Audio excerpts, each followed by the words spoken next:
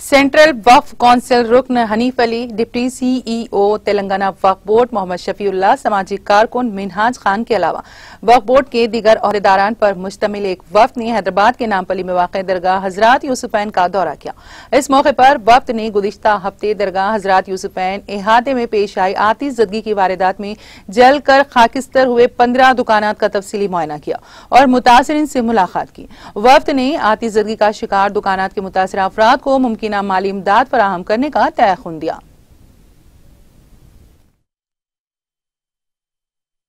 यूसुफैन के हाथ में करीब 16-17 दुकानें यहाँ पर जुलकर खाकिस्तर हो गई, जो दरगाह की हुदूद में वाक़ है। इसी जीवन में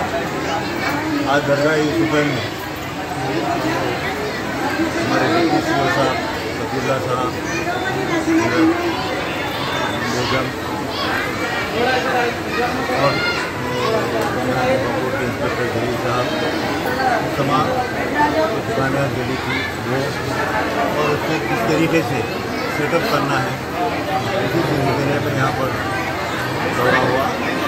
जगह में ज़ियारत हुई। यहाँ पर काफ़ी चीज़ों की सुधार की ज़रूरत है, जैसा कि टॉयलेट्स का मसला है, सफाई का मसला है, और इस तरीके से यहाँ पर